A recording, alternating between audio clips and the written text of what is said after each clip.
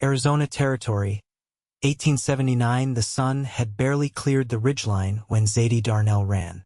Her boots barely touched the cracked earth of the alley behind the mercantile, her breath sharp and ragged in the cold morning air. She clutched nothing but the shawl around her shoulders, and a fear so loud in her chest it drowned out the sound of her own name being shouted behind her. She did not look back. By the time she reached the edge of town, her dress was torn at the hem, and her lungs burned. The only thing ahead was open land and the rising sun. Nothing behind her was worth turning for, not the small clapboard house, not the man who once said he loved her, and not the name she had been forced to live under these past 2 years. Her real name was Zadie Darnell, and today she reclaimed it. She kept walking until the town of Dry Creek was a smear behind her. Hours passed. Her legs ached. Her lips cracked. Still, she pressed on, stumbling through sagebrush and dust, not knowing where the road led. By mid-afternoon the heat was near unbearable. Her vision blurred. Her knees gave out. A distant voice cut through the haze. "Easy now." She blinked up at the silhouette of a man atop a chestnut gelding. The brim of his hat shaded his face, but she could see the concern in his eyes. "You hurt?" he asked, dismounting. Zadie tried to speak, but nothing came out. Her lips moved. Her throat was dry as bone. All right," he said gently, pulling a canteen from his saddle. He knelt beside her, uncapped it, and held it steady while she drank. "You out here alone?" She nodded, water dripping down her chin. "Name's Fletcher O'Rourke. My camp's not far. Horse can carry us both." She hesitated, glancing toward the horizon. "You can ride on," she rasped. "I could," he agreed, "but I'm not going to." Zadie studied his face, dusty, sun-lined, but kind. Not pushy, not demanding, just steady. She climbed up behind him. They rode in silence until the sun dropped low, golden light stretching across the open plain. Fletcher's camp was tucked against a bluff, a fire already laid and a pot of beans warming. He helped her down, slow and careful, like he knew she was still on the edge of bolting. "You look like you could use a seat and something warm," he said. She sat stiffly on a flat rock, arms wrapped around herself. Fletcher offered the tin plate but did not ask questions. Not yet. He just sat across from her, chewing slow, eyes on the fire. "I ran," she said, when the silence stretched too long. He looked up. "I figured." Zadie stared at the flames. "He was supposed to be different. Said he'd marry me, give me a home." Her voice cracked. "He never hit me, not with fists. But he knew how to make me feel small. He'd lock me inside for days. Took my name. Took everything." Fletcher nodded once. "You did the right thing." She breathed out, shaky. "I do not have anything. No money. No family. Just me." "You got out," he said. "That counts for something." They talked little after that, but when she laid down on the bedroll he offered, she slept deeper than she had in months. Morning came. Fletcher saddled the horse while she packed the few things he had offered her: a fresh shirt, a pair of trousers that were too big but decent enough, and jerky wrapped in cloth. "You got plans?" he asked. "No, I am heading east toward Fort Bowie. There is a ranch about 20 miles north of there. I help them with branding season. You could ride with me until you figure something out." Zadie hesitated. "Why?" He tilted his head. "No one should have to walk through this country alone." They rode side by side through the dry hills and canyons. Fletcher talked more now about his years working cattle, the time he near got trampled in a flash flood, the way the desert changed after rain. He never asked about her past again. By the third day, she found herself laughing at something he said about a mule that would not stop kicking fence posts. Startled her, that laugh. She had not heard it in so long. That night, as they camped along a dry creek, Fletcher glanced at her across the fire. You look different than you did when I found you. Zadie looked down at her hands. I feel different. Lighter, maybe. He smiled soft. Good. The wind picked up, rustling the nearby brush. She pulled her shawl tighter. You ever think about starting somewhere new? He asked. All the time, she whispered. I do not have much, Fletcher said. But I know a few places where a woman can make honest work. Decent folk. I could help you get there. Zadie met his gaze. Why would you do that? He shrugged. Maybe because I know what it feels like to want to leave the past behind and not know how. She nodded slowly. Maybe I do not want to do it alone anymore. They sat in the quiet for a while. Then, without thinking it through too much, Zadie reached across the fire and took his hand. He looked at her fingers curled around his, then back up at her face. Something passed between them, something warm and real. Fletcher's voice was low. You sure? Zadie nodded. Yes. He squeezed her hand, then let it go. We will ride together tomorrow, he said. Wherever you want to go. She smiled, and for the first time in years, it reached her eyes. Zadie had run from town with nothing but fear. But now, beside this quiet cowboy with dust on his boots and gentleness in his eyes, she saw a road to something new. The trail bent northward by mid-morning, climbing into rougher country where the mesquite grew thicker and the land sloped toward the Chiricahua foothills. Fletcher rode ahead, guiding the gelding with a loose hand, his form easy in the saddle. Zadie sat behind him again, her grip different now, not desperate, but sure. They hadn't spoken much since breaking camp. The air was crisp and dry, and the only sounds were the rhythmic clop of hooves and the wind threading through the yucca. Zadie didn't mind the quiet. It felt clean, without expectation or edge. By early afternoon, they reached a shallow arroyo, the bottom dry and shaded. Fletcher dismounted, tying the reins to a low branch. He helped her down without a word, his hand warm and steady on her arm. There's a spring nearby, he said. Water's clean. Figured we'd rest a while. She followed him through a thicket of catclaw. The spring was tucked beneath a shelf of rock, the pool small but clear, fed by a trickle that echoed soft against the stone.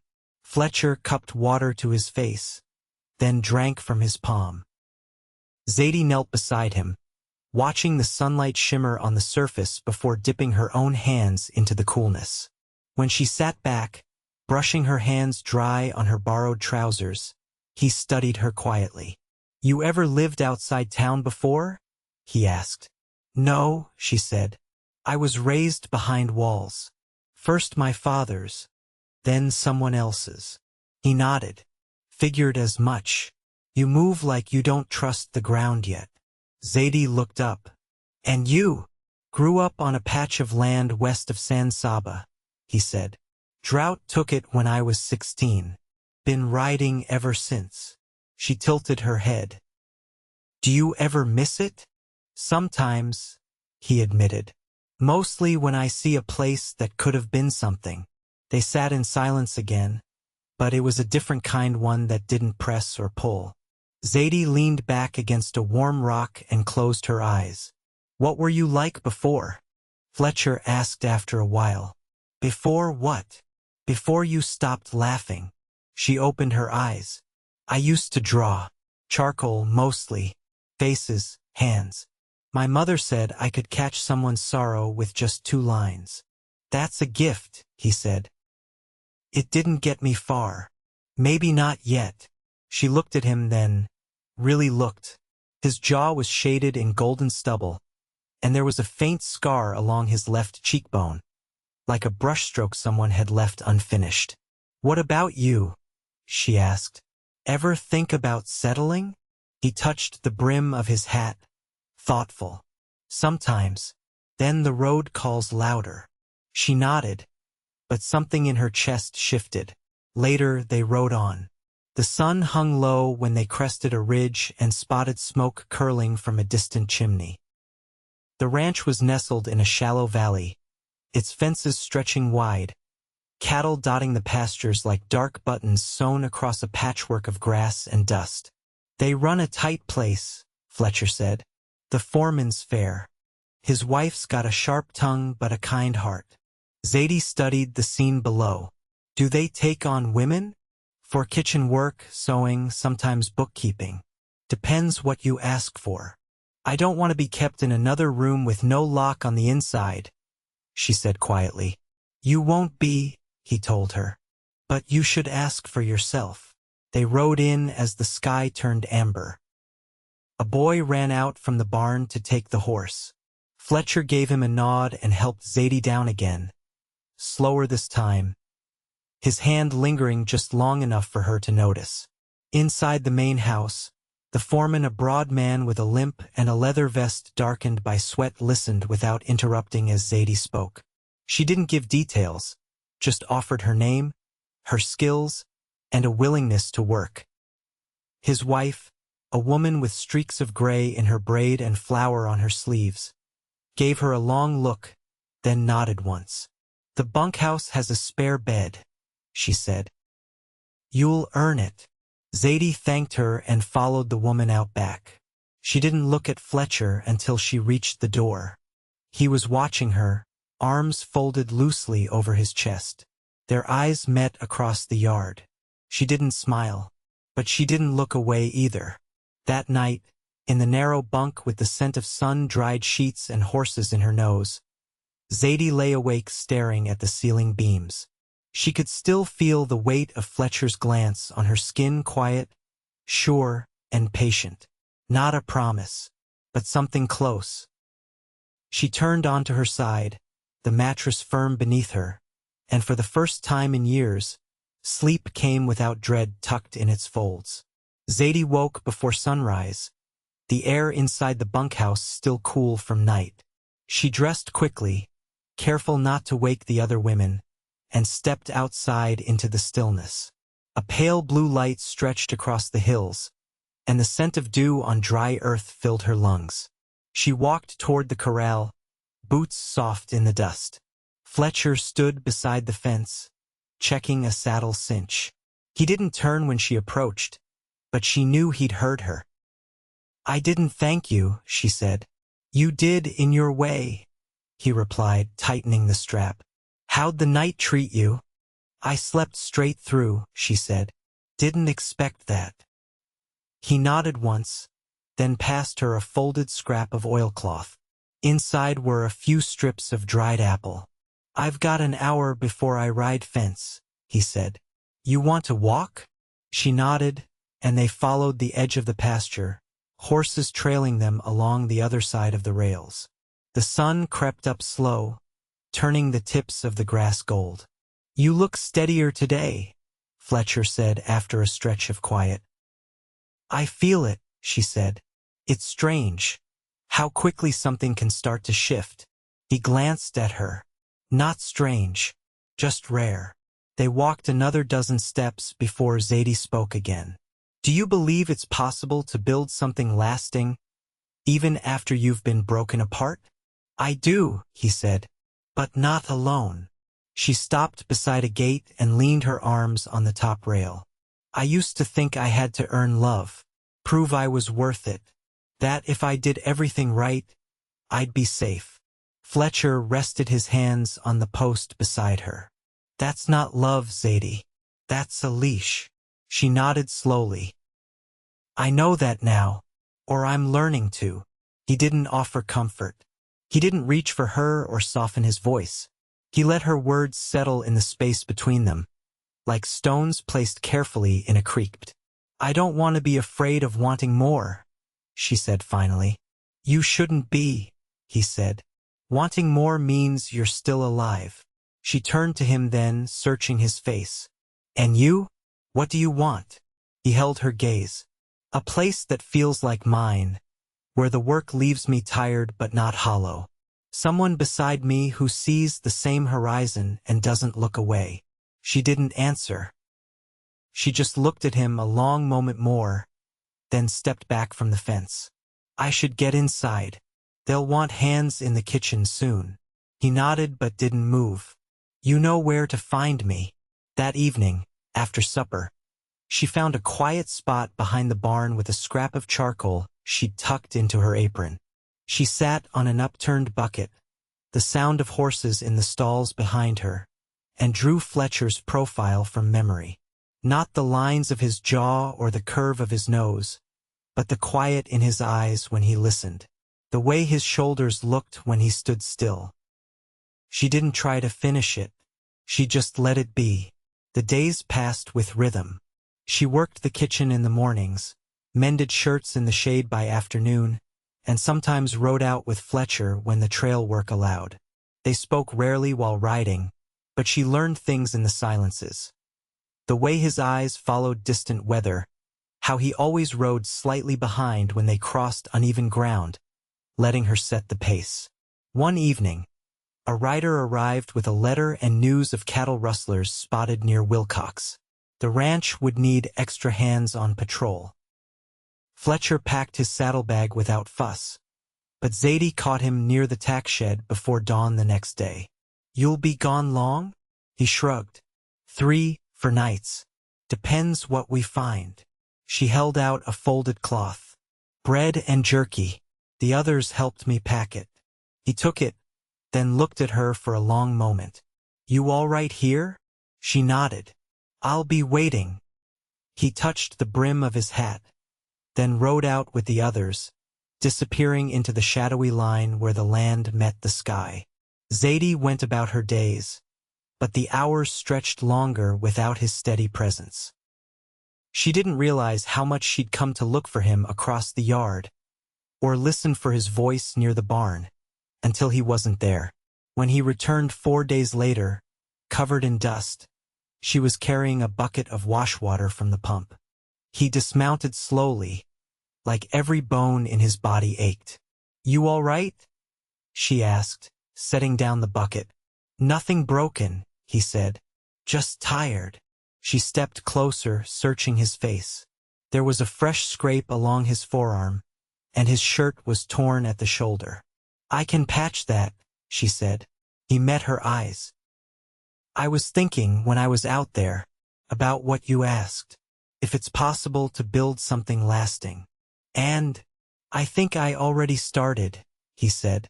She didn't speak. She just moved forward and pressed her forehead gently to his chest.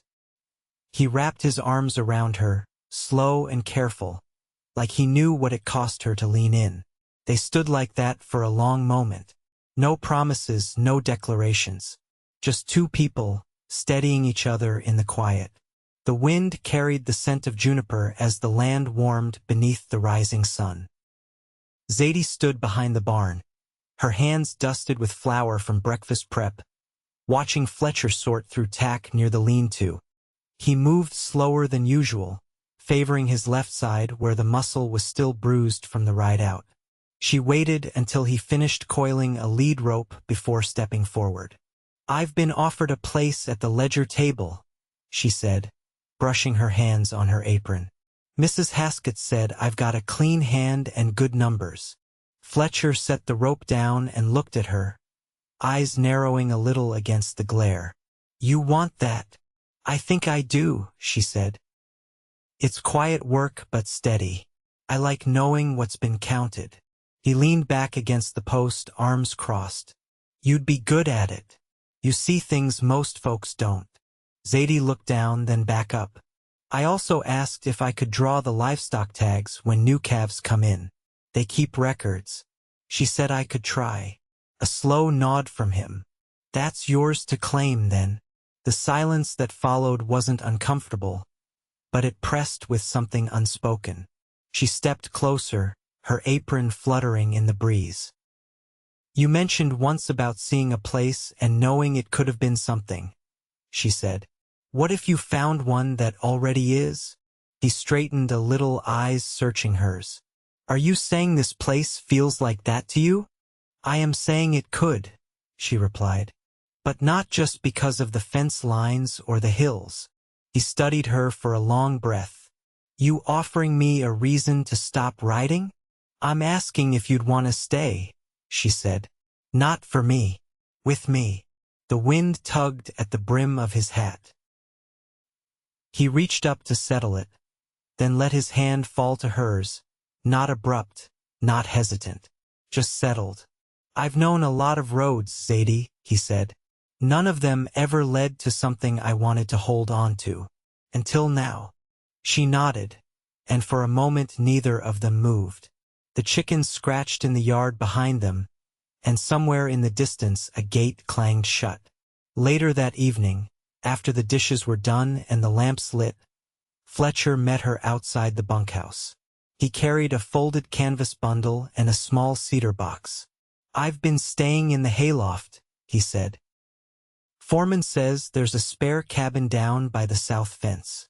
Needs patching, but it's got a roof and a stove. She glanced at the bundle.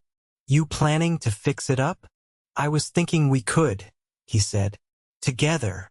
Zadie reached up and touched the corner of his coat where a patch of thread showed. You sure? I've never been more, he said. They walked down to the cabin together, past the last stretch of corral and over the dry creek. The place was plain one room, a door that hung a little crooked on its hinges, a shutter missing from the west-facing window, but the bones were solid. Inside, dust hung in the air like old memory. She stepped through the threshold and stood still, listening. It's quiet, she said. It's yours if you want it, he replied. She turned, sunlight catching the edge of her jaw. Ours. He set the canvas bundle down in the corner, then opened the box.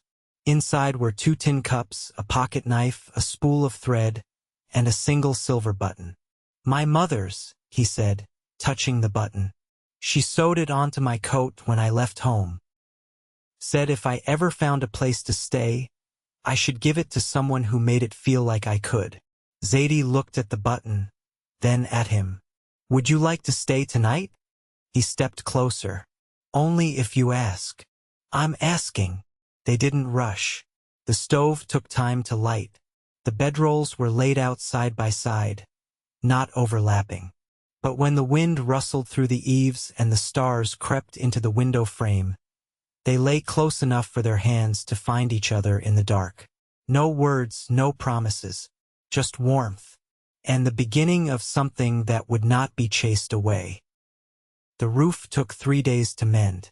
The south corner had sagged under years of wind, and the rafters needed shoring with cedar lengths cut from the draw. Fletcher brought his axe, and Zadie brought a basket of nails salvaged from the shed behind the smokehouse. She hammered while he steadied the boards, their shadows stretching long in the afternoon light. On the 4th morning, she stood in the doorway, brushing sawdust from her sleeves. Fletcher was crouched by the stove, coaxing flame from kindling. His coat shrugged off and his shirt sleeves rolled to the elbow. Ruth said she's sending her youngest to school this fall, Zadie said. The one with the missing tooth. He reached for the cast iron kettle. That boy's got the energy of a stampede. School might calm him. She asked if I'd help with letters before he goes, she said. Said it'd give him a better start. He looked up. You thinking about it? I already said yes. He poured water into the kettle, the fire catching with a soft crackle. Makes sense. You've got a teacher's patience. That's not something I ever thought I'd hear. He stood, brushing off his hands. You've changed, Zadie. Not all at once, but steady. She leaned against the doorframe, arms folded. I don't know if it's change or just returning. Maybe both, he said. Growth and remembering don't have to disagree. They ate on the porch that evening, 2 tin plates balanced on their knees. The sky streaked with the first signs of summer storms beyond the bluff. Zadie's hair was loose at the ends, the wind tugging faintly at the strands near her neck. Fletcher watched her as she picked at her cornbread. You ever think about what it would have been like if we met before all of it? He asked. She shook her head. No, I wouldn't have known what to do with someone like you then. I only understand you're kind of quiet now. My kind? he asked, amused. The kind that doesn't fill silence just to hear his own voice. He smiled, slow. I reckon I'd have waited, no matter when I met you. Zadie looked out at the ridge. You still sure about staying? I've put down my gear. Started carving the gatepost. That's as sure as I get. She turned her gaze back to him, studying the lines at the corners of his eyes. I want to build something here, not just live in it. I want the work, the dust, the days when it all goes wrong and we mend it anyway. He leaned forward, resting his elbows on his knees. Then we will. It was not a grand vow. It didn't need to be. By midsummer, the cabin held more than tools and bedding. A shelf Fletcher built into the east wall held Zadie's sketchbook, a tin of salve, a folded kerchief she wore on hot days. A second cup sat beside his on the washstand. Her handwriting filled the ranch ledger every Friday now, clean and upright, and the boy with the missing tooth knew his letters and could trace his name without turning the paper sideways. One morning, Fletcher came in from the barn with dust on his boots and a slip of paper tucked into his shirt pocket. Ruth says they're holding a gathering next month, he said. Music and supper. She asked if we'd come. Zadie looked up from the window she was scrubbing. I told her I don't go anywhere these days without you. She straightened, drying her hands on her apron. I'd like that. He stepped closer, his hand brushing her waist. You ever think about putting your name next to mine? On the books, at the church, on the cabin door. Her breath caught, but not from surprise. You asking? I am. She didn't pause. Then yes. They were married in the small clapboard church, the same one where she'd once stared at the ceiling and wondered if she'd ever feel safe again. Ruth pinned a sprig of sagebrush to Zadie's collar. Fletcher stood beside her in his cleanest shirt, his hand wrapped around hers with quiet certainty. The ceremony was short. The supper after was not. There was music, laughter, and a plate of apple pie that disappeared before Zadie could finish a second bite. No one whispered behind their backs, and no one asked for the shape of the past. They were known here for their work, their steadiness, the way they looked at each other like the rest of the world could fall silent and it'd be enough. That night, they returned to the cabin by lantern light. Fletcher set the lamp on the table, and Zadie untied her braid with slow fingers. He held out his hand. She took it. They lay down in the bed they'd built together, the one with the patched quilt and cedar slats, and there was no distance left between them. No fear, no shadows, only the warmth of one life becoming another. Seasons turned. The hills greened, browned, then bloomed again. Zadie's sketches filled pages' faces of ranch hands, the curve of a horse's flank, the way Fletcher's hand looked wrapped around a fence post. She taught letters in the mornings now, sometimes on the porch if the weather held. Fletcher rode less and mended more, his work slower, more lasting. They planted a garden behind the cabin, beans, squash, a row of wildflowers that refused to stay in line. The gatepost Fletcher carved bore their initials, not deep, but certain. And every night, when the sun dipped low and the world hushed, they returned to each other, steady and whole. Together they built something lasting, and neither of them ever had to run again.